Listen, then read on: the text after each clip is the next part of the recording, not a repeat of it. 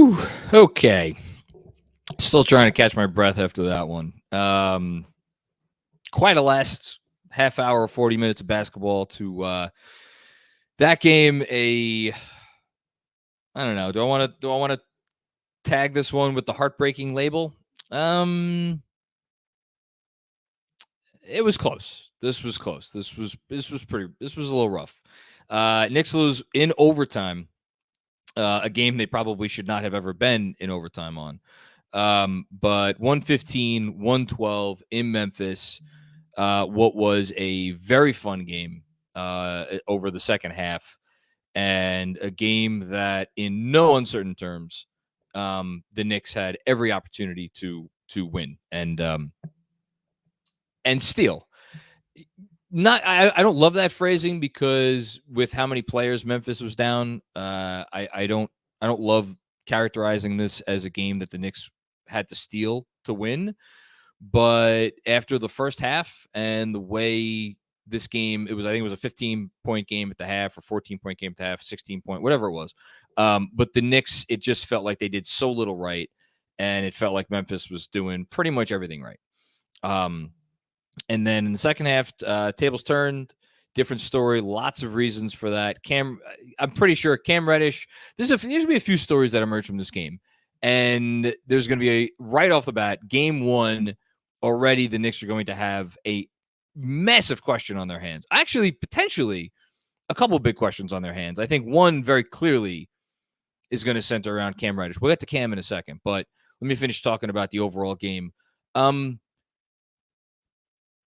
Ritholtz, shout out to Ben on playback. Shout out to our patrons who joined us on playback.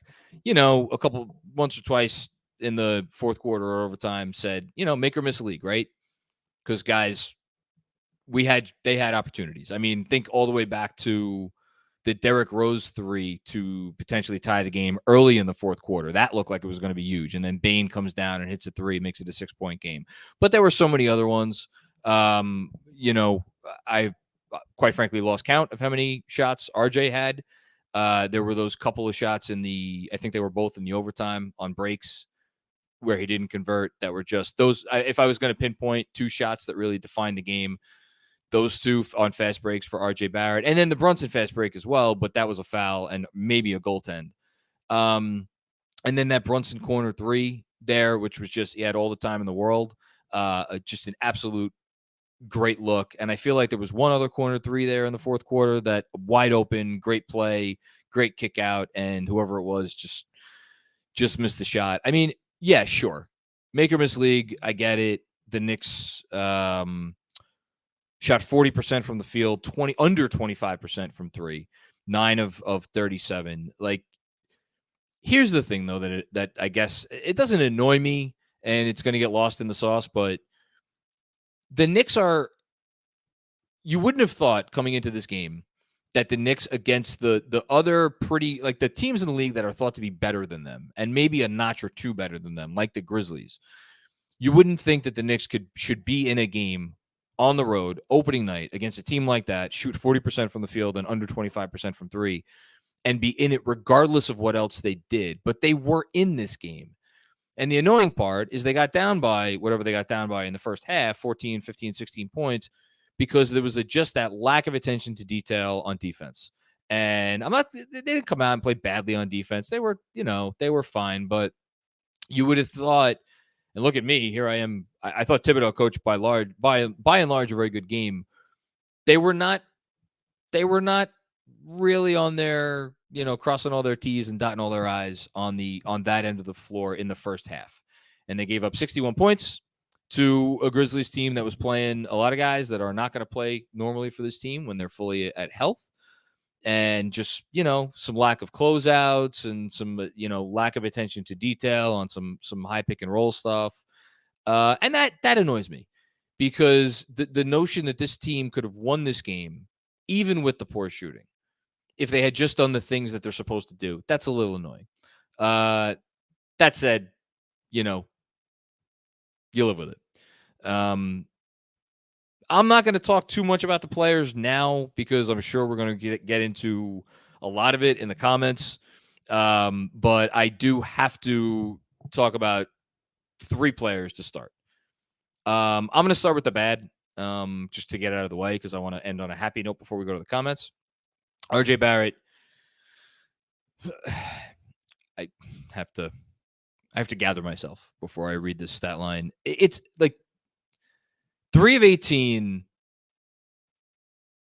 As crazy as it is to say, that doesn't even fully encapsulate how bad he was on the offensive end of the floor.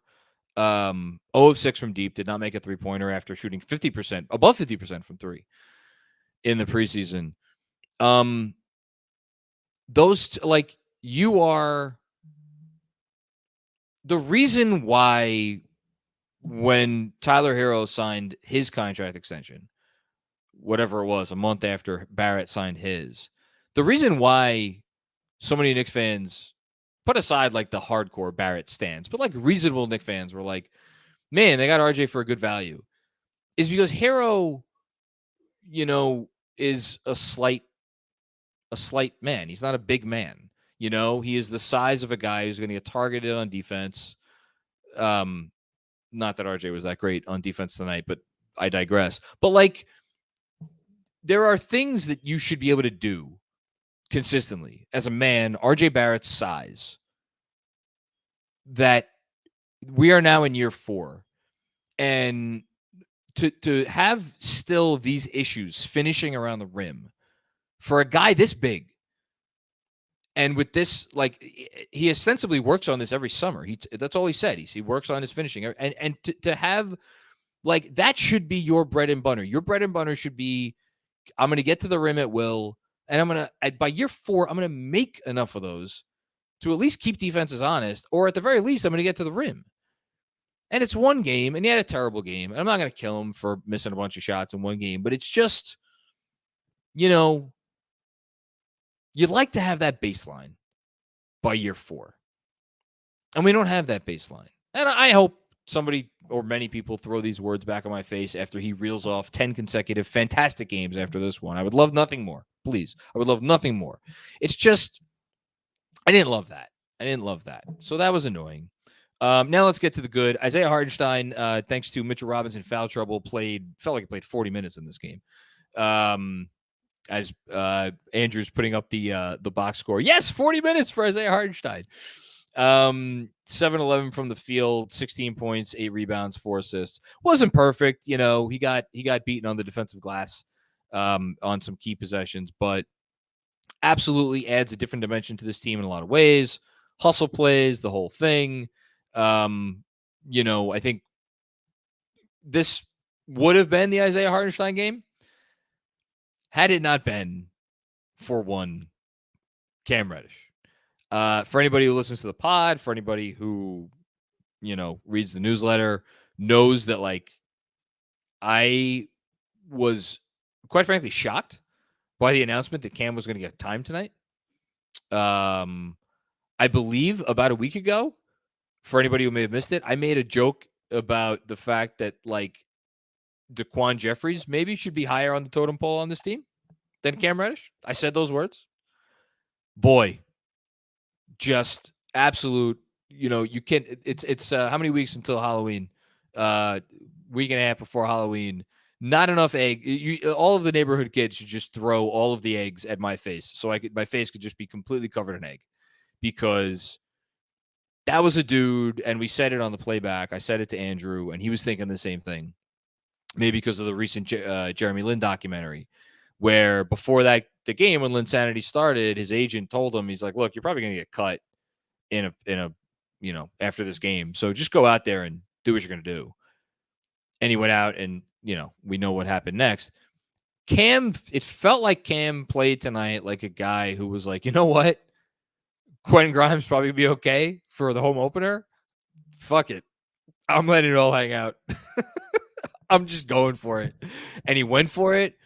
And even, he made those 2 threes in the first half, entered halftime, 2 of 6 from the field.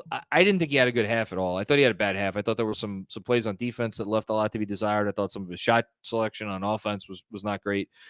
And then obviously second half, finishes with 22 points, 16 points in the second half, including the three-pointer that sent it to overtime. 9 of 15 from the field, 3 of 6 from deep. I don't know if I'm going to go so far as to call it a revelation, because this is a guy who many thought of as the best player in a recruiting class that included RJ Barrett and Zion Williamson. But like, this is why you give up a heavily protected first-round pick for Cam Reddish, even though he's shown little to nothing as an NBA player through 2.5 seasons. And this is why you don't trade Cam Reddish in the offseason when, as I think Ian Begley reported recently, they've had offers to trade for Cam. I think, I don't know if any of the teams have been reported. I've heard of a team or two that I'm not going to say here, but, there have been teams kicking the tires because the talent is there. The talent has never been in question. The question is whether this guy can ever get himself together. And we thought the path for Cam Reddish was going to be, okay, he needs to embrace this kind of more 3-and-D role, if he's ever going to be a real NBA player. Tonight was not that. Tonight was a guy who was on the ball all the way and made shit happen because he can move and he is long and he is agile. Shout out to whoever said that in our playback. It's a good word for it. He has a nice touch at the rim. Like, there's a lot of things that this guy does that you cannot teach. And he showed a lot of those things tonight. And I feel bad I'm not building up Julius Randle more, because Julius Randle had a great game, and I probably should have spent some time talking about Julius. I'll just say Julius Randle had a very good game. Not great on defense in the first half, but overall, really great game. He should be right up there with Hartenstein and Cam as well for his game. We'll get into everybody else afterwards, but I'll end with this, and we'll talk about it. I'm sure I'm going to get some questions about it, and I don't know what the hell the answers are going to be, although I have some thoughts. The Knicks are, like, there's no putting Cam Reddish back on the bench. That's done. That's over. After this game, what are they going to do? I guess we'll talk about it tonight. We'll try to figure out some answers, because, man, this is a player who needs to play minutes on your basketball team. I don't know at whose expense. It's going to be interesting. But, yeah, okay. With that, let us get to what I'm sure is going to be a robust chat room. Shout out to everybody watching and everybody tuning in. And let's get this thing going. Assuming Andrew Claudio is going to put up a super chat. Yes! First super chat. Okay, here we go. We're kicking it off. Manny. Thank you for your contribution, Manny. RJ, oh my goodness. Wasting no time. RJ Barrett is legit garbage. He's terrified of Ja all night. Look, this is going to come off like a slight to RJ. It's not. RJ Barrett and Ja Morant should not be mentioned in the same sentence. Not today, not tomorrow, not a year from now, not 5 years from now. Ja Morant is a superstar. You know a superstar when you see one. It's usually pretty evident after a year or within a few months of playing basketball. Sometimes you get the exception to the rule and you get like a Jimmy Butler or you get like a Kawhi Leonard, even though, Kawhi showed some signs that first year. You know a star when you see one. And Ja Morant's a star. And it's a stars league. And Ja Morant didn't actually play pretty well. He didn't play well. I thought the Knicks did it, other than reaching in for a couple of those floaters where you just, like, if he makes the floater, you live with it. Ja Morant didn't shoot well, certainly tonight. He was 11 of 24. He had 34 points. Made some key threes in the first half. I thought those were big. Had 9 assists. But, like, Ja Morant's a star, and that's fine. There are stars in the league. RJ Barrett's not one of them. Doesn't make him a bad player. He had a terrible night. He had an awful night. I still think he's going to be fine. I think he's going to earn his contract and then some. But, like, let's keep things in perspective, I guess is what I will say. Ryan Huang, what's going on, Ryan? Oh, well. Yeah, it's an oh, well kind of night. Great trade value games for Randall and Cam. Now I'll sit back and enjoy 1 hour of Obi minutes talk. I mean, I didn't bring it up. I'm going to leave it. I'm not going to talk about it unless someone asks me to talk about it, which I don't know what I have to say about it because I don't think there's a lot of things we could talk about tonight. How many minutes Obi Toppin played? I don't think is one of them. Trade value games for Randall and Cam. Like, again, that gets to one of the philosophical questions of this Knicks team this season. Like, they're in it to win it. They're in it to win games. They're in it to make the play-in and win a play-in game or win 2 play-in games and push some team in the first round to whatever they're going to push some team to in the first round, hopefully, God willing. And they're not going to trade Randall. And I don't think after this game, I don't think they're going to trade Cam Reddish. I mean, who knows? Maybe some team calls him up and says, okay, we'll give you that first round pick you want. But I honestly, like, if you're asking me right now, and I'm sure we're going to get more questions about it, I think if anything, this pushes their hand in another direction to maybe do something else with somebody else on the roster. And I mean, there's one obvious name. You know, he's the guy that everybody wants to get rid of. Everybody's wanted to get rid of. The Knicks wanted to get rid of in the Donovan Mitchell trade. You know, Evan Fournier. Not going to be that easy to move Evan Fournier, unfortunately. So they're in a tight spot here. Next up, James Squilante. What's going on, James? Hope I pronounced your last name correct. Tough L, but good fight. You can't make up that the Reddish 3 and the Brunson charge. And then the fourth quarter ending. Yeah, lots of big plays. There's lots of big plays, lots of hustle plays. I mean, you know, the Knicks tonight, you know, it was a lot of Hardenstein diving on the floor. Like, they got out offensive rebounded 20-18, but these are the two. I think you could look up at the end of the year, and I think you could see these are going to be the 2 best offensive rebounding teams in the league. And Mitchell Robinson only played 13 minutes, and they almost had as many offensive rebounds. I mean, these are 2 teams fighting hard and making some plays, just not making a lot of shots, unfortunately. But I think the Knicks are going to exit this game. We are going to be discouraged about this game, and I am discouraged about this game, or I'm not feeling great about the game.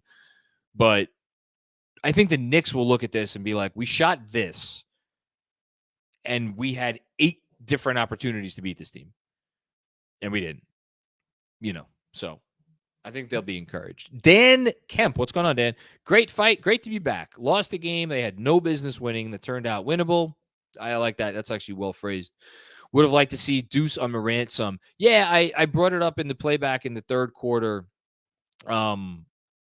Wouldn't mind seeing a couple minutes of Deuce just on job. But I don't know if the minutes lined up, because do you bring in Deuce like midway through the third to go on Ja? That's kind of in the midst of when the Knicks were making their run. So that wouldn't have worked. So then Ja goes out of the game, and then do you bring in Deuce to go on Ja in the middle of the fourth quarter? Well, at that point, you need guys who you're kind of, you know, trust are going to be able to make a shot. And I don't know if that's Deuce. So I don't know if the time was right ever. Maybe the first half. Not a crazy thought, though. Not a crazy thought at all. Next up, Anthony Sixto. Thank you for the contribution, Anthony. Appreciate it. Rough start, but I honestly loved this game. They showed grit in climbing back, and RJ's not going to shoot like this every night. I agree. RJ will be better. It stung tonight because it was a reminder. Like, I know, you know, RJ's a really nice player, and he might be a great player, but he's never going to be that, you know, and that's, you know, just not that we needed a reminder, but it just still sucked to get one. Lots of new, they need to gel. I agree. Randall and Cam were great, and it took him a half on it. Like, there was some horrendous. That was the other thing about the first half. Let me finish the comment. Randall and Cam were great. # ride with Randall. Yeah, I'll ride with Randall. Randall was awesome. Randall was awesome. If we get this version of Randall, the Knicks are going to be a really good team. I could sit here and say that unequivocally. If the Knicks get this version of Randall, they will figure all the other shit out. If the Knicks get this version of Randall, they will win more games than they lose, and they will, at the very least, be a play-in team. As far as, the first half. So, other than, I should have mentioned this at the top, other than the defensive lack of attention to detail in the first half, there were just a handful of possessions, at least more than a handful of possessions, probably closer to 10 possessions, where just the shots were not what you wanted. They were just bad shots, and that made it, you know, tough to swallow. So, all right, next up, thank you, Anthony. Thank you, Kevin Danishevsky. Great to see you tonight. Multiple platforms. Good effort, Cam. I believe in you the whole time. Good sign that we didn't shoot well, but almost won against that team. RJ can't do this anymore. Well, he just did. Look, we've seen this from RJ. He started off 2 seasons ago, I pretty sure really bad. He definitely started off last season really bad. And he just got paid $100 million. And he's a guy that believes he's a star. So of course he was going to come out and put all the, against Ja in Memphis, national TV. I don't know that there was a player in the league that went into tonight putting more on their own shoulders than RJ Barrett.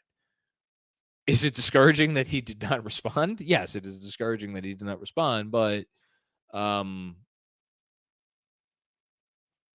it's not going to be the case every night. He'll be fine. He's a good player and he'll be fine. Next up, Haitian Ferg. What's going on, Haitian?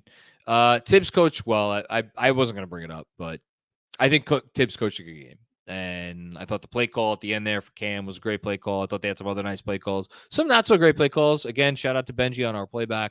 Pointed out they came in with multiple out of bounds Spain pick and rolls in which you had either Julius or Obi kind of maybe not Spain pick and rolls. Some set that they run that's designed to spring a shooter.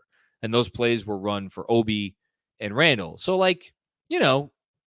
just trying some different stuff, maybe not with the right personnel, but I think it's tough for me to look at this game and say that Tibbs didn't coach well. I think he coached well.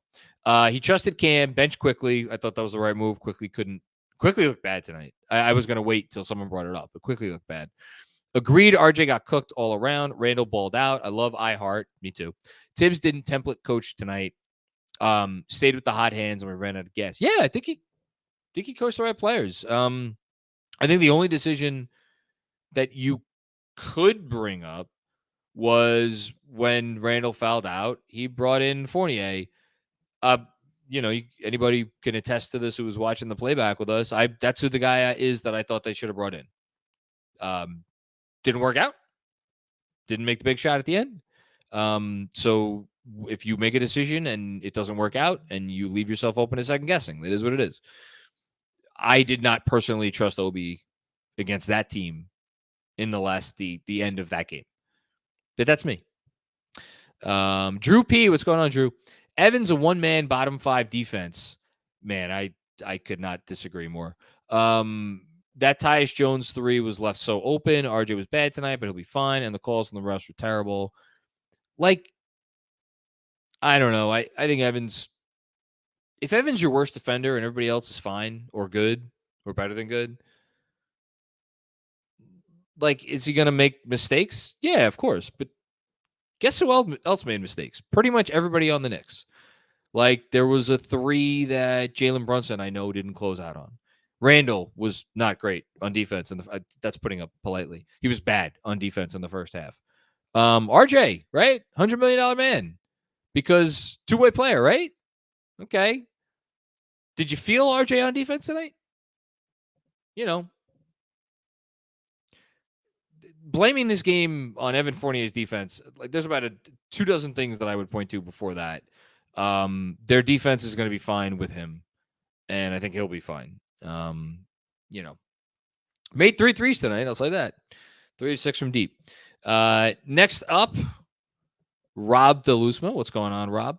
What's up, JM? Good to see you, man. Mad love for another season. They didn't finish the comeback, but I liked how Cam found his way, and Randall will be fine. Yeah, the Cam finding his way. I don't think I fully wrap my mind around this. They play in 2 days. What happens if Quentin Grimes is healthy and ready to play? I don't know. I don't know the answer to that question. I really don't. TK, what's going on, TK? It's Hush. Oh, what's going on? What's going on, Hush? Good game. You can see the glaring problems when this team fights. RJ can't start slow again. We really can't afford him to start this slow, and he actually looked a bit shook. So the thing that is going to leave me a little bit worried I thought the spacing, and again, I'm going to keep shouting him out because he has these observations all the time. Benji Ritholtz pointed out in the first half, like a lot of Brunson shots. He's going to be looking at Brunson in particular because Brunson is a master of the mid-range, but you want him taking the short mid-rangers that he makes more of. You don't want him having to really make tough mid-rangers. It's tough enough for a guy his size, right? You don't need to add to the troubles. And the reason why he was so good on Dallas last year is because of the way they played and because of the spacing that they played with. He made tough shots, but like he made tough shots in ideal circumstances, if that makes any sense. So when you talk about the glaring problems that this team is going to have to fight, like smart teams, and there's a lot of smart teams out there, are going to do what Memphis did, and they're going to be like, we're not going to give Jalen Brunson, unfettered access to the shots that he likes. We're going to make life really difficult for him. And if someone else beats us by making shots from the outside, well, then someone else beats us by making shots from the outside. They didn't tonight. And I wonder how that situation will evolve. But yeah, they fought. So I like that. I like that they fought. Forgotten NYC, what's going on? Games like these are why it is so hard for me to be an RJ fan. Continuing to hoist up shots when he's ice cold and it is extremely infuriating. The only shot of his that I had a major issue with, and I can't. It's funny. The man missed 16 shots. There's only one that I really can think of that I had any big issue with, and that was when it was, it was in the fourth quarter, and it was on the high side, so left side of the court, and he like pump faked into a contested three. And I think that's the last three he took. And it was like early enough in the clock. And I was like, dude, what, like, worst shot of the night. And I get he has a lot of confidence and like, you think back to the Boston game last year. Like, what did he shoot in that game? He was not good in that game. He took that shot at the end and he made it. He bricked it in, but whatever. I don't know. I think RJ is going to be okay. Wasn't a great game for him. Michael, what's going on, Michael? Welcome to Super Chat. Good effort from everyone except RJ. I mean, he tried. Everybody tried, but, Brunson and Ihart are such nice pickups. I agree completely. Again, I don't know. I don't think you're going to see too many more 7 for 18 games from Jalen Brunson, to be very clear. And Randall with the comeback. Cam proved a lot of people wrong tonight. Yes, he did. Me included. Be happy to admit that. Bulldog Boxing Promotions. What's going on, Bulldog? Think the defensive rebounding will be a problem this season? They were atrocious tonight. I also like the way Tibbs allocated minutes, went with the hot hand. Yeah, a lot of Tibbs praise tonight. Nice. No, I don't think it's going to be a problem all season. The Memphis Grizzlies are, not only are they the best offensive rebounding team in the league, they are unequivocally, and it's not close, the best offensive rebounding team in the league. This is how they play. This is what they've gone all in on. This is their play style. Hardenstein, not great on the defensive glass. Again, shout out for Ben pointing that out tonight on the playback. They missed Mitch in that department specifically. And that's, again, like a lot of the mediocre teams in the league, that's the problem with the Knicks. The Knicks have a lot of really good players who could do some really good things, but in terms of the fit, it's a lot of give and take.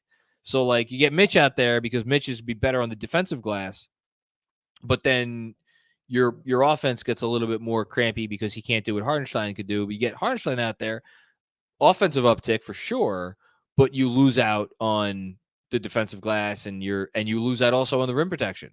And they missed Mitchell's rim protection for sure tonight. They missed Mitch guarding pick and rolls. They missed him in a lot of ways. So that's a reason why they're, a mediocre team. We hope. Dan Hidalgo, what's going on, Dan? Rode with Andrew on the spread. Here's his tip. Very nice of you. Yeah, Knicks covered. Didn't get that money line, but they did cover. So good job by them. Reliquim Gaming, The Remnant Okay. Hello from the land of enchantment. Hello to the land of enchantment. That's quite a way to start out a chat. Tonight, I was enchanted by who else? Cam Reddish. I hope this becomes a running bit. I too was enchanted by Cam Reddish. That's the only word for it. I was enchanted by Cam Reddish. Let's just for one more time for posterity's sake. 22 points. Cam Reddish went 6 of 25 in the preseason shooting in 4 games. He was 9 of 15 tonight. Again, thank you. 9 of 15 for 22 points. Unbelievable. Absolutely unbelievable. Oh, my God. You could not have written this. Second leading scorer. Rowan Beckford Sr. RJ. Easy win if RJ hits 5 or 6 of those makeable shots. Yeah, man, this felt like he was one off the John Starks. I can't believe I just thought of that now. He beat the John Starks line by 1 make. To emphasize how bad John Starks was in Game 7, RJ Barrett shot better than John Starks tonight. Than John Starks did in Game 7. Andrew, can you throw that one back up there? But yeah, if RJ goes like 6 of 18, they win. Kevin Danishevsky says, tell John the land of enchantment is New Mexico. I didn't know that. But that's great. Thank you, Kevin. Andrew, if you could put the other comment back up there, because I feel like there was more to it.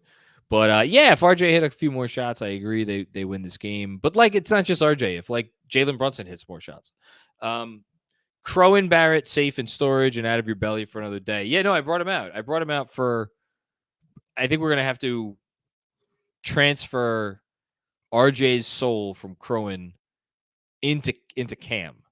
So shout out to Jessica. What was it? Caw Reddish. Caw Reddish. I think we're gonna go with Caw Reddish. That's what the Crow's new name is for tonight, at least. TK, what's going on, TK? Cam proved that the preseason chatter was wrong, including me. Going to be interesting when Grimes is back. IQ as well. If he cannot afford to start slow. iHeart showing something we haven't had in a center too. Again, I cannot emphasize this enough. I understand there's going to be a lot of people who are going to be like, Evan Fournier is the obvious guy, put him out of the rotation. You cannot bench a player or take a player out of your rotation who is making $37 million for the next 2 years. Cannot do it. It is not a thing that you could do. Derrick Rose is the backup point guard. They need him. Not going to take Derrick Rose out of the rotation. Yeah. I don't know. Hope, I don't know, Gerson Rosas or Scott Perry or fucking who else? What are the people of influence do we have in the front office? Brock Aller, maybe? Run up the phone bill, Brock. Hope they're on the phones tonight. Making calls, taking calls, doing something. I hope. Kevin Danishevsky, one more. With Reddish breaking out, I wonder if Tibbs cries as he kicks Rose out of the rotation when Quentin Grimes is back. Overreaction, but he may have lost a step. Yeah, Rose, I got to tell you, probably the most shocking thing for me tonight, Derrick Rose playing 12 minutes. I thought 1,000% preseason was they're saving him.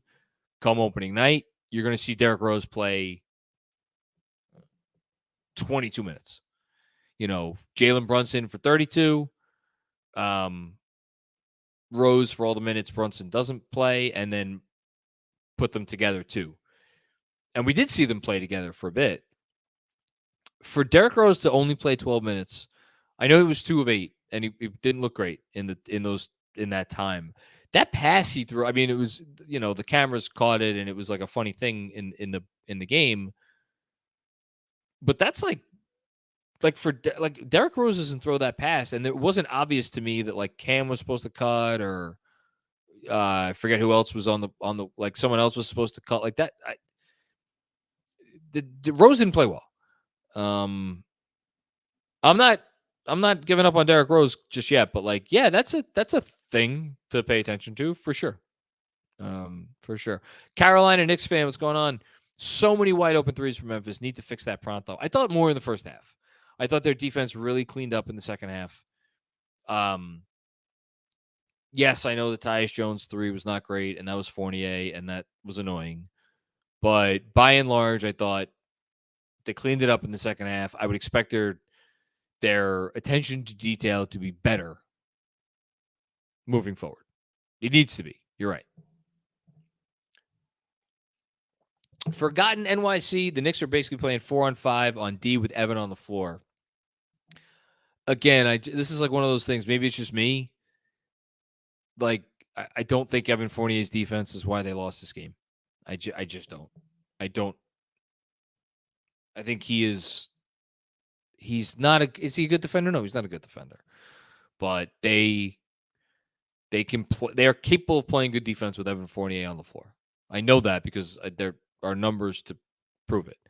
But they were not great tonight, and he wasn't great tonight. So, Jamie Lee, Andrew knows I hate RJ. No excuse for spacing for his finishing.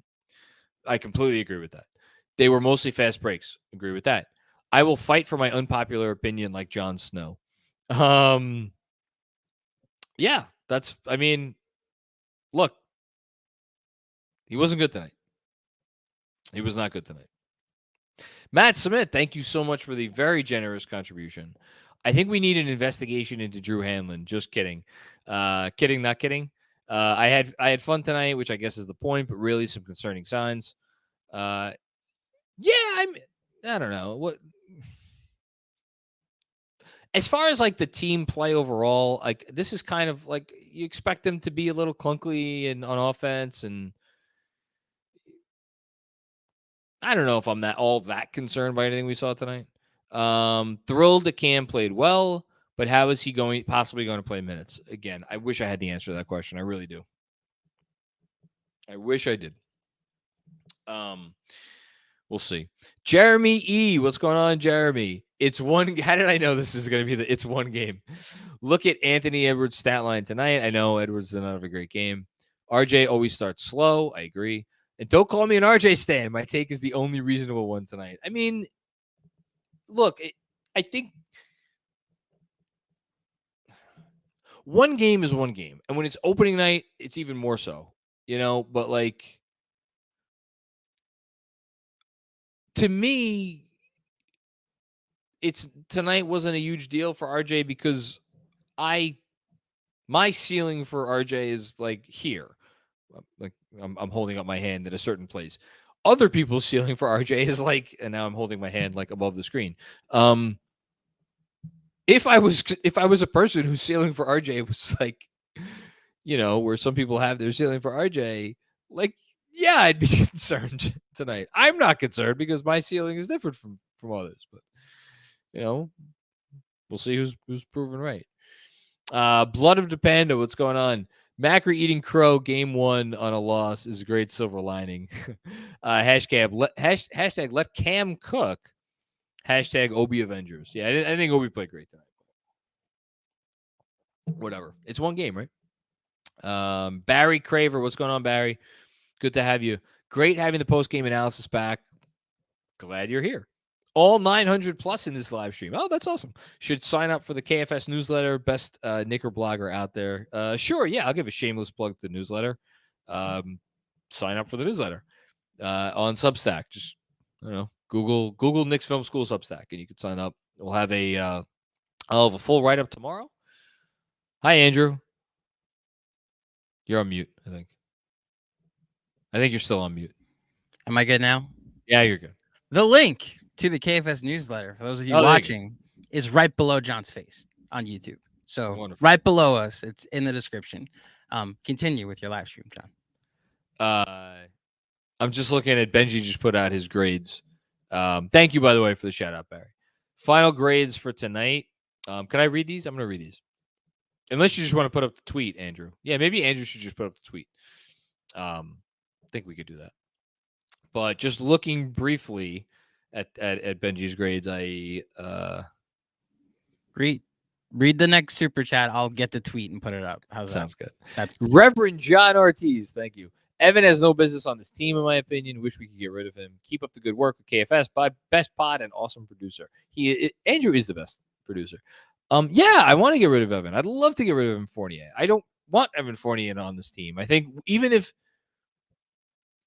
on balance, this team, if you just like eliminated Evan Fournier and you traded him into thin air and you got nothing back, do I think the Knicks would be a better team? No, I don't. I don't think they would be a better team. Do I think it is for the best that Evan Fournier is not here? Yeah, I do. For where this organization is at and for several other reasons, like, yes, I think that is for the best. I just don't know that you could bury him, but I don't know. We'll see. Maybe they do. Maybe they surprise me. So, yeah, here's Benji's final grades. Brunson, C+, agree. Fournier, C+, agree. Barrett, D-. I think he's being generous. Randall, A-. I like it. Robinson, D. Man, harsh on Mitchell Robinson. Really did not care for the foul trouble there. Quickly, D-. Given Barrett and Quickly the same grade. I guess. Sure. That's fine. Rose, C-. Yeah. Cam Reddish. Yeah, I'm trying to think. Should it be an A+? Yeah, A is good. Toppin, C-. Fair. Hartenstein, A-. Yeah, that all sounds right to me. The Knicks had 3 really good players tonight. I saw someone said in the Discord, again, shout out to our patrons, that they know who. I mean, the 3 stars of the game are obvious. It's Hartenstein, Reddish, and Randall. The only question is what the order is, and I'm not sure about that. Some other thoughts from Benji. RJ ? That's all you could do. Brunson shot diet is a concern. Quickly, oddly indecisive. Yeah. Another guy, though, that kind of has started. He started slow last year. Tibbs, no trust in Obi. Yep. Yes. Nice signs from Randall and Cam Hive. Good calls all around.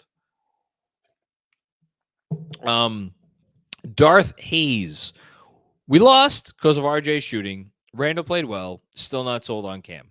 One game is not going to kill Tom, but Mitch should have played till he fouled out. There was a possession there, I think in the fourth quarter, where the jaw runner, right? Yeah, at the end of the game. Or at the end of regulation, where I was like, should Mitch have been in there? That was the only time I was like, maybe you should have put Mitch back in. He was cold. Like, Hartenstein been playing for a while. I don't have an issue with it. Yeah, I don't have an issue with it. But that's fine. So it's a fair take. Haitian Ferg with one more. RJ's problems at the rim have a lot to do with lack of foot speed and inability to create separation. Shout it louder for the folks in the back. He either bangs it off the backboard or gets blocked. I mean, I'll say this. Try to defend the guy who shot 3 for 18 tonight. The RJ stuff that always frustrated me, and I've said, I mean, anybody who's been watching me for a while has heard this literally dozens of times, were those 2 or 3 or 4 or 5 shots a game where it just looked like, my God, you're not close. Just like how is a player who can shoot that shot so close to the basket and miss it by that much or have it look so ugly? How is he ever going to turn into a really good player? Again, I would need to go back and rewatch it. I don't feel like we saw that tonight. I feel like we just saw just a guy who was like, just one shot after another. It was like, oh, that missed, that missed, that missed. Were there any that were egregious? No. But were they misses? Yes, they were misses. It's annoying. It's annoying. Brian Twibel. What's going on, Brian? Randall played great. The Knicks were really fun to watch outside of the win. I saw a lot to love tonight. Yeah, I think I think that's about as optimistic a take as I could co-sign. I don't know that. They were fun to watch in the second half. I'll say that. They were not fun to watch in the first half. But good thoughts there. Thank you, Brian. Darth Hayes, referring to my first super chat. We good though, not worried. Okay. I'm not. I mean, again, it depends on what your expectations were. I was vacillating between 40 and 43 wins. I ended up predicting 43. There was a part of me looking at the schedule that feels like, maybe 40 is the better prediction. 40, 41, 42, 43, somewhere in that range. So if your expectation is that they win a number of games in that range, then should tonight leave you despondent? No, I don't think so. Should be fairly encouraged. Sage of the Knicks path. What's going on, Sage? Cam minutes is IQ's minutes. Oh, I don't know about that. IQ, first guy off the bench tonight. Healthy Derrick Rose makes this possible. Whew. I think IQ is going to keep playing. I don't think one bad shooting night is going to relegate quickly to the doghouse. I cannot tell you how endlessly fascinated I am by what happens on Friday night. And like the most obvious solution is like just kick the can down the road for 2 more days and leave Grimes on the sideline. Is that what they're going to do? We'll see. It's fascinating to me. Like, really, I'm really starting to wonder, like, does this push their hand on a Fournier trade?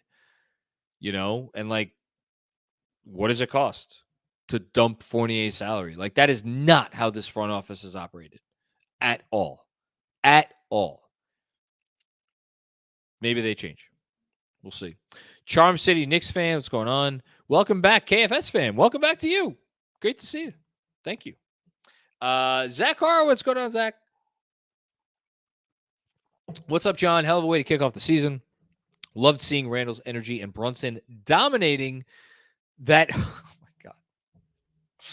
God. That Ho Morant in the post. I got to read what's on the page. With slightly better shooting and less bizarre officiating, we win. Yeah, I can't like sit here and be like the refs lost us this game. It's not one of those for me. Yeah,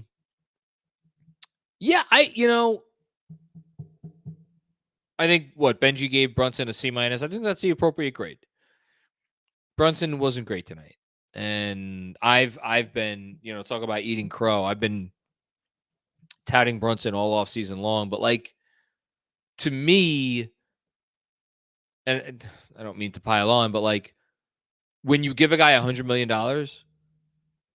like this is the bad game you should get from them. Like the Brunson game tonight, that is an appropriate bad game for $100 million player. And I think I've made my point.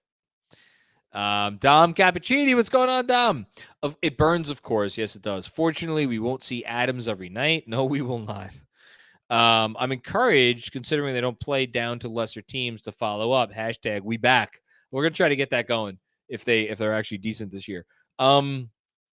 Man, go out and win these 3 games.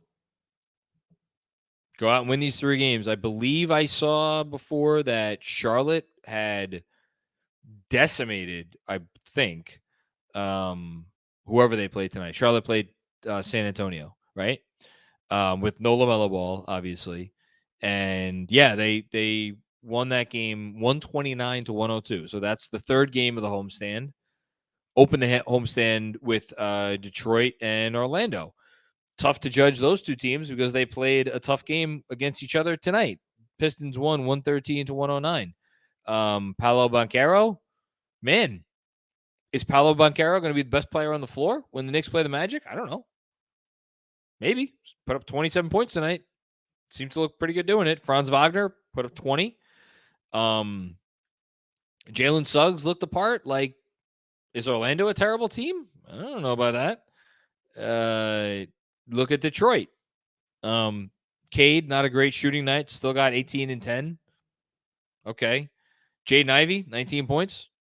Pretty good. Bogey, 24 points on 16 shots. Sounds pretty good to me. Like, these are not terrible teams. Like, the Knicks are going to have to come out and play really well if they want to get these 3 games. And, man, let me tell you, they better come out and get these 3 games. And, no, I did not mention Jalen Duren. Jalen Duren, nice game, 22 minutes, 14 and 10. So, good job by him. Yay! It's Pastor Claudio. Go KFS. What's going on, man? Great to see you. Buzzer beater. John, give Fournier the key to the weight room so we can go and take those ankle weights off.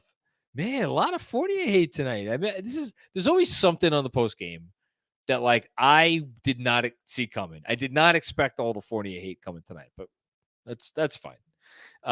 Kevin with another one. Want to give you some space to talk about Brunson's fourth quarter offense.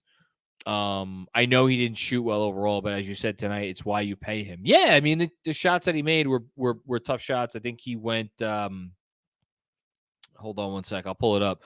I know he didn't hit a bunch of three. What did he make? I want to say he made 1 3 tonight. And inside the arc, he was better, not great, but better. But yeah, so Brunson was 1 of 4 from deep. Inside the arc, he was 6 of 14. That's about as bad as you're ever going to see Brunson shoot. And yeah, in the fourth quarter, he was good. He made a couple tough shots, and I liked how they ran the offense through him in the fourth quarter, at the end of the fourth quarter, and in overtime. That's why you pay him. You want to talk about zero concerns? I have zero concerns about Jalen Brunson going forward. Little concerns about whether the Knicks give him enough spacing to do what he's going to do, but no concerns about Brunson going forward. Jacob Friali, what's going on, Jacob? Thank you. Very, very, very generous contribution. Well, that one stings, but overall, positive takeaway. Knicks can go and play with the best of them. They just as easily lose to the worst next game. And that separates playoffs versus play-in, but the effort should be consistent all year. Really good comment. I'm going to give you a little bit of pushback on a couple fronts. Well, no, just one front. I agree with you. Well, no, 2 fronts.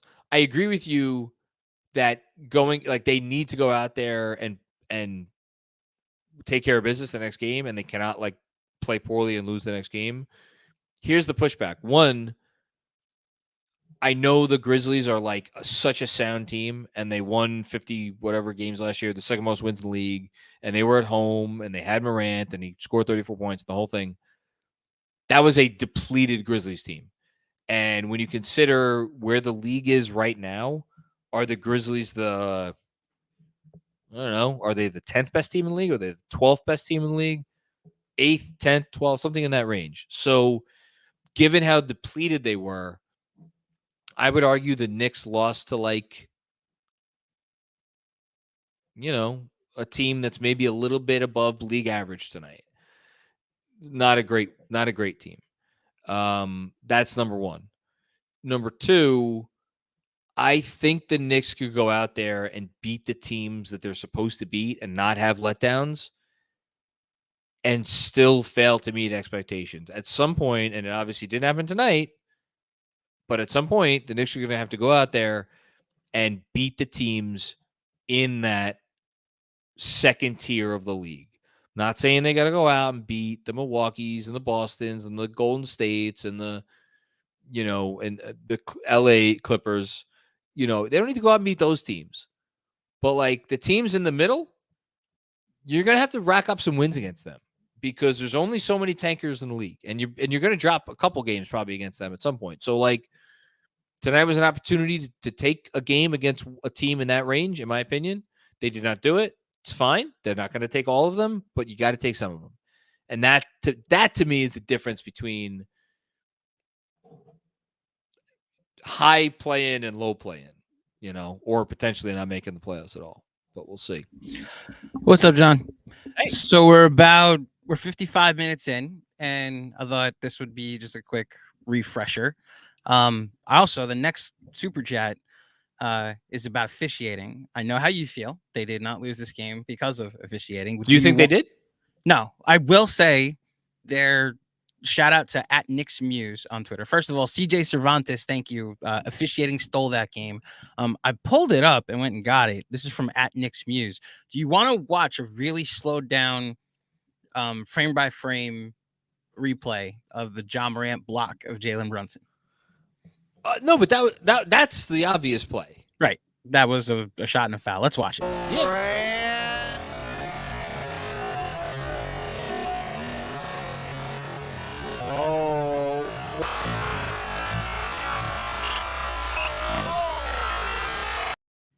So it was a goaltend. And foul. You see him land on Brunson's back, and there's a whole frame of a second that the ball's on the backboard before Ja's hand gets there. That's the obvious one. That's the obvious one. My reaction in the moment was first foul, and then Benji immediately said, "Oh, goaltend too." And then we looked at it, and yes, it was a goaltend. Remind me, and I apologize, because it's everything blends together after a certain while. What was the situation when that happened? I believe the game was tied when that happened. So overtime? Yes, and then it would have been Nick ball and 1. So the Knicks would have been up 2 and 1. I believe that's the situation that they were in when that happened. That sounds right. I'll go find it, but if someone wants to put it in the chat, maybe remind us what the situation please. was. I got the game log ahead of me too. I'll let you continue with the super chats, but I don't think it was. Listen. Yeah. Okay. So here's the situation. It was early in overtime. It was because John Morant blocked Jalen Brunson's 2-point shot. That was 108 with 4:13 left in overtime.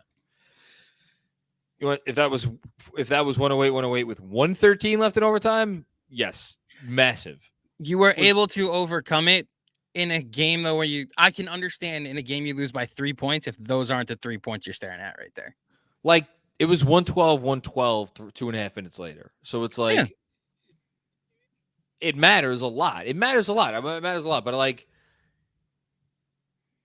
if the Knicks played perfectly tonight or even close to perfectly, the Knicks didn't play close to perfectly. They missed a obscene number of shots, and they also did not have the attention to detail in the first half that you would like to see. That's why. There's a whole bunch of other things that you could point to. I think we've kind of hit it with RJ. If he has just a 2% better shooting night, the Knicks win. I can understand, is all I'm saying, if the Knicks lose by 3 and those aren't the 3 points you're staring at. Yeah, I can understand too. James Lee, go ahead. What's going on, James? Guess who Macri defended? Guess who Macri defended? Someone like he defends RJ right now. Early last season, his name rhymes with Julius Randle. Oh wait, it's Julius Randle. Am I defending RJ? No, I see. That's the thing that's tough about the rhetoric tonight is like there's people looking for a scapegoat in Fournier, but like there's also you have to go harder at RJ tonight for how bad he was. I just think this is a frustrating loss. So people are emoting. The most, I think the way that I'm talking about RJ is actually shows a bigger. That's actually more. If I was an RJ stan or someone who thinks RJ is like a special player, I would actually be more offended at how I'm talking about RJ tonight because I think so little of his chances to be a special player in this league that to me this game is like, okay, it is what it is. The tougher part is those 2 things that are tougher is like he had a really good preseason shooting the ball, so you were hoping that would just carry it over. And like I can take bad RJ jump shooting nights. The shot chart for him, he was 3 of 12 from the restricted area. Like this is 3 of 12 from 2, 3 of 10 in the paint. And then 3 of 6 from the restricted area. Like the finishing is the most annoying part for me. And then you add in the fourth quarter when he missed 2. They were going back and forth. Nobody could hit it 2. I'll hear that it's this late in the game, so you're exhausted, but still. Oh, come on, stop. I'm just saying, like, if you want to say tired legs, fine, but I still can't then give Cam the same excuse when the back-to-back possessions of RJ missing a 2 at the rim, missing another 2 at the rim, Cam gets the same opportunity and just slams it home, and it's like, oh, so that's Cam's, how you finish at the rim. You know, Cam has a level of I don't want to call it athleticism. It's not athleticism, but like there's a natural talent to him finishing at least. Cam has all the natural ability. RJ got $100 million because of all of the things that we love to talk about here, which is like he's built for New York and he's a work ethic and the attitude and he's that guy and all this stuff. Great. I could not sound more dismissive of that. No, but it's like no, I agree. Fucking flowers and gumdrops and candy canes. If you gave him Cam Reddish's God-given ability, then that's your star. That's your star. That's your superstar. That's your that guy, capital THAT. He doesn't have that, and that's fine. He's gonna be he's gonna be a very nice player in this league for a very long time. Agreed. Last one I'll stay on for, and then I'll let you. We'll kind of rapid fire through these to wrap up. Okay. Hey. And that's why. Shout out to JB. There would be no there. I mean, literally, there for so many reasons. There would be no Knicks Film School without JB. He is still Knicks Film School. Always will be Knicks Film School in my mind. Love the new pregame show. The KFS team is amazing. Can't wait to come off the bench a few times this season. Nobody does it better than Mr. Macri. I disagree. I don't Both think of you, I swear. Thank you, JB. Thank you to everybody that tuned in for the pregame show today to check out me, Sean, Mensa, and XJ. Shout out to our parlay, which was 6 Mitchell Robinson rebounds and 3 RJ Barrett 3-pointers away from hitting, as well as a couple of Jalen Brunson shots too. So only 1/4 of that parlay hit. But check out the KFS pregame show, usually an hour to an hour and a half before tip-off of each game. All right, I'll give you some more super chats, and we'll go through the rest of this. Sounds good. All right, Drazov, what's going on? I know it's easy to see Cam at a great game, but do you think the newsletter will break down exactly what he did that made him play so well? Not tomorrow's newsletter, because I am going to try to get a more all-encompassing recap. I think I'm going to spend the entirety of the newsletter for Friday on Cam's game. And I look forward to going and rewatching all those possessions then. So good thought there. Sam Roth, love the passing from the big men tonight. Randall, Ihart, and Obi. If they do this all season, we're going to be fun. Love all you do. Thank you. Hashtag 53 wins. Yeah, I mean, Ihart in particular, Isaiah Hartenstein he is a really good passer. He's a really good passer, and I thought Randall made so many correct decisions tonight, and that is all I want from him. It's all I want. Shot making is a bonus. One correct decisions. And Obi too. Obi had a couple of nice passes. Jim Simonetti. Brutal game from RJ. Poor shot selection. Missed so many easy layups. At least 3 or 4 in the fourth and overtime. He'll be better, but he is limited by bad touch. Yeah, it's who he is. It's who he is. Good comment, though. Dom Cappuccini, the more I think about it, and we'll see soon enough, but I think our depth will carry us against the lesser teams coming up. If they bring that same desire every game, we will win more than we lose. I think the thing that'll carry them forward against the lesser teams is,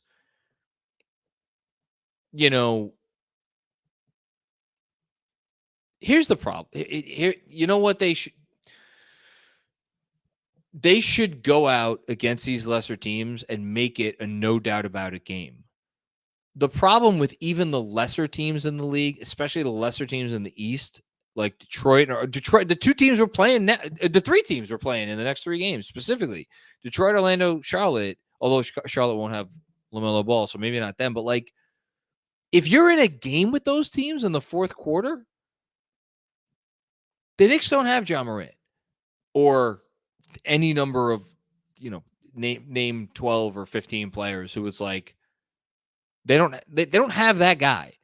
So if you're in a game against those shitty teams in the fourth quarter, well, you better hope you make some shots.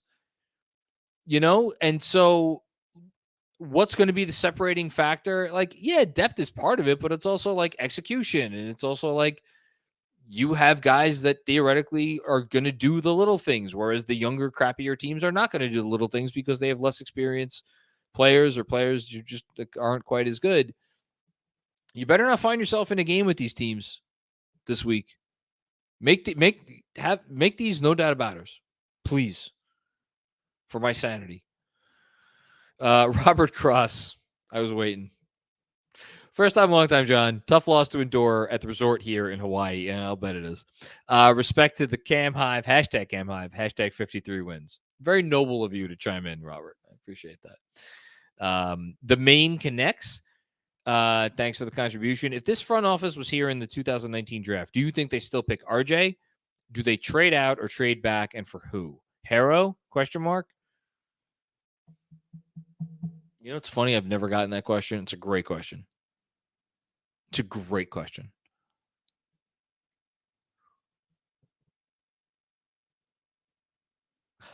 I would. It would be a guess. I don't even want to give an answer because any answer I give has such little conviction. Like I don't know. Here's what I know, and this has been reported by other people.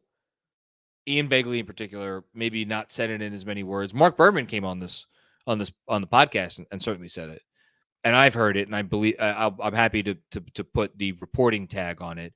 There are people in the front office that from the day RJ was with the team like RJ, and then there are people at the front office that from the day they drafted him are not big RJ fans. And there was some division in the front office when they picked him, the day they picked him, and I believe there remains division in the front office now. So for you to ask that question, do I still think they would have picked RJ? It's asking me what does Walt Perrin think about RJ? Or what does Worldwide West think about RJ? And I just don't know the answer to those questions. I don't know. I mean, if you want to ask me to guess, my guess would be I would not be shocked if they would have traded down for Garland. That's a guess. That is a literal guess. I have that's me throwing a dart, but that is my guess. So, good question, Kevin Danishevsky, Fournier defender here. We need his shot making. I mean, I would agree. He hit 3 threes tonight. More than anybody else, or as many as anybody else. I know Cam hit 3 also. Good comment as always, Kevin. Next up, or maybe we don't have any more. I don't know. Oh no, Justin Henderson. I don't see anything here for Justin, but thank you for the contribution. Robert Cross with another one. Is it fair and reasonable? I knew we were going to get a fair and reasonable. Is it fair and reasonable to expect, or for me to wait a half an hour before hitting the waves, John? Asking because my mom isn't here. Hashtag 53 wins. I don't even know how to respond to that comment, Robert. You go and hit as many waves as you want. That's my response. Jacob Slavitt, I was wrong. Cam's ticket to China is on hold for now. We were all wrong. I had zero faith in this guy. As a Knick. I had zero faith in this guy as a Knick. I did not think there was any chance it would happen here. And something just happened. So great job by the Cam Hive. Jake Nicholson. First time, long time, guys. Thank you for chiming in. Attending my first Knicks game in December from Australia. Great. Awesome. Have fun. Wish you a safe trip and hope you enjoy it. Do you think the lineup... Ooh, I like this question. Do you think the lineup will stay the same for then or any trades?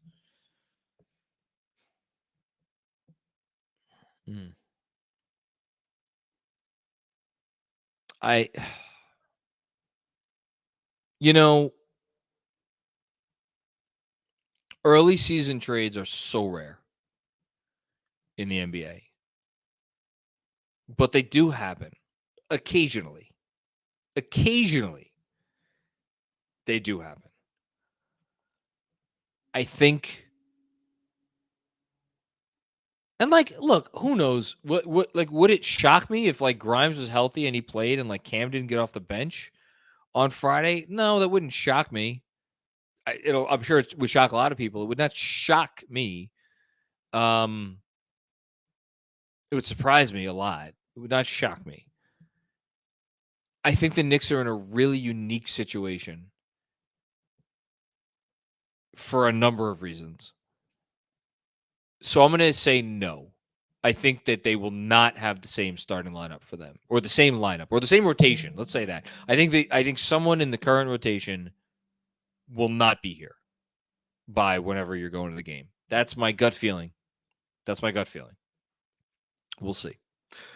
CT Pittman, what's going on?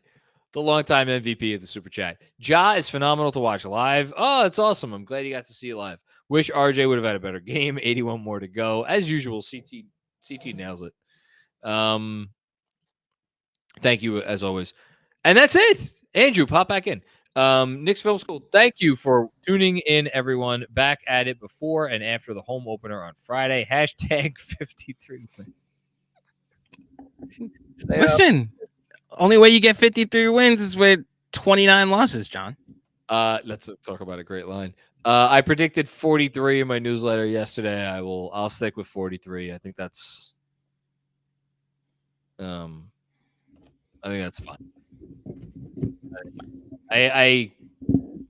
There are positives to take about this game tonight, by the way. Like, I know it's an annoying loss, but no, of course, no. There are positives to take. There's a ton of positives. And I'll say this: last season, I know I sat here. Well, not here. I sat across my living room, and I was convinced. I sat in the same chair. Yeah, you sat there. Different spot in my living room. And I was convinced because I had even built it up in my own mind before the Celtics game. I was like, I know it's game 1 of 82. I think this is a big game. And I was convinced that because they pulled out that game, even though it was like very, very iffy how they pulled it out, I was convinced that because they pulled out that game, I was like, this team's going to do something special this year. I think it's going to be a special year. And that the way they won that game and, the big shots and the whole thing, I was like, all right, we're on our way. And I was very wrong. So for me to sit here now and be like, man, still in that win, might it have made the difference in setting the tone and the whole thing? The answer to that question, I think, is going to be dependent on how mentally tough this team is or is not. And I think in how they responded to being down tonight and responded on just possession to possession and not giving in and not letting go of the rope, I think if you're looking, the biggest reason to be encouraged tonight, I think, if you're a Knicks fan, is I think they were mentally tough tonight. I do think that they were bad in some ways, and they obviously could not make shots. But I think I think they showed toughness and mental toughness, and like, so, I mean, man, they're gonna need it. They're gonna need it. I promise I was not paid to say this, everybody. This is why you have a coach like Tom Thibodeau, who we'll see. Hopefully is going to make sure this team is prepared to, come out guns a-blazing on Friday and with the mental toughness you need after a tough loss like this. We'll see. I'm looking at it. They outscored Memphis 62-47 in the second half. Okay, great. Outside of overtime. I mean, but like a Memphis team that scored 36 in the second quarter, they like bared down and they were able to hold them to under. I said you got to keep them under 50 per half, and they had 52 in the second half. Yeah, they fought, and that's great, and that's some credit to Tibbs and the whole thing. But like, there's a powder keg here also. Like, you have some guys who are very secure, specifically the 3 guys who are on 9-figure contracts. Mitchell Robinson, you throw in there too, Hartenstein, Fournier, but like, you got 3 guys, in Obi Toppin, and 4, because I throw Grimes in. Even I know he's starting the second year of his rookie deal, but like Quentin Grimes, Emmanuel Quickly, Obi Toppin, Cam Reddish, these are guys who are trying to get to the place where every guy, like, after you get drafted, the next goal. I'll never forget the conversation I had with Kevin Knox's father after his rookie year, where he was like, all right, now the goal is that second contract. Like, that's what every guy who gets drafted, it's like, all right, let's get to the second contract. What's that second contract going to look like? And those are 4 guys, well, now 4, because Cam has butted himself into the conversation, who want to accomplish certain things this year.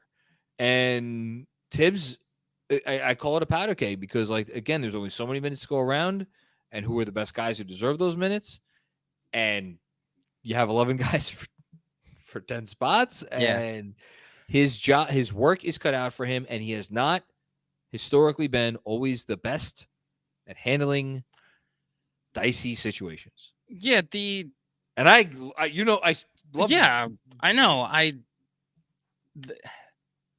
In a vacuum, the reason I thought they were able to make the comeback tonight was like, oh, this is like a, to an extent, a coaching comeback, because I thought they were able to, despite some really bad shooting performances, really bear down on some tough possessions against the Grizzlies and like hold them to a certain extent.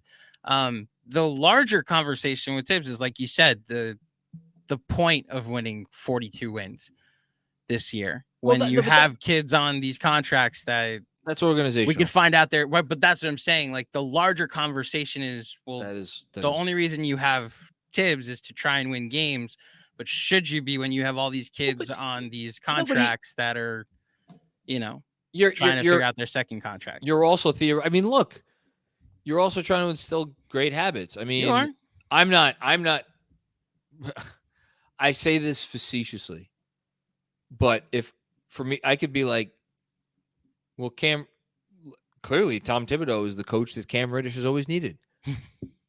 No, but like I know you're saying it. I could sit here and say that with a straight face. I don't know if I believe that. I think sit here and say it. The argument for why is Obi only playing 13 minutes is like you'd rather him like learn through the mistakes of losing a close game like this. Whereas I don't know if they are this close down the stretch if Obi plays 35 minutes tonight. I don't know, which is the bigger question. And we're at minute 77 of this, and I can't believe this is the first time that I'm bringing this up because it was arguably the most important thing that happened in Knicks land today. But Ian Begley, actually, it's not even one report; it's two reports. He had his predictions column that dropped yesterday, in which he predicted that a player that has been drafted by the Leon Rose regime will get traded before next season. And then today, he had again, folks. No one is more careful with their wording and when they put something out. Ian says so much. He would never say this, but I will say it, and you take it or leave it. He says so much less than he knows. And if he says something like the Knicks are not going to pay both Obi Toppin and Emmanuel Quickley and look for the team to explore trading one of those players in some not too distant future, boy, you better believe to take that report seriously. And with the too many players for the rotation on this team as it is, with the need to move Fournier, the notion of some kind of trade in the not too distant future, I don't know. What does this mean, Mr. Futternick? Ian is the Jonathan Macri. I can't even read this with straight face. Ian is the Jonathan Macri of Andrew Claudio's. That's great. Thanks. Shout out to David Futternick in California. One more super chat from you know who. Okay. Oh, of course.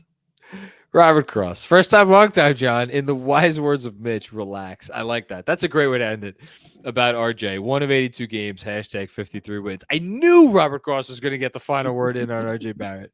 I knew it. All right. The Knicks went into overtime. We went into overtime here. This was fun. Great comments tonight. Great support from everybody out there watching. Thank you for listening tomorrow on the postgame. Andrew, anything else before we get out of here? Nope. John and Benji tomorrow night on the pod, so that would drop Friday morning, and then we're back at it pre and post on Friday nights of the Knicks home opener against the Detroit Pistons. Some pressure on them in that game? If they don't win that game and it is like last year where we saw a bunch of the slogging performances against teams I think they're better than, then we maybe some cause for concern on the post game that night. I'll say it now. I think they win that game. I do too. I think they win that game. And I'll go a step further. I think they win it by a lot, and we could pull up that Bill Simmons tweet about Jalen Duren and be like, seems like we shouldn't be overreacting to one game, or at least 1.5. Anyway, that's it from me. All right. We will see you guys on Friday night, and everybody take care.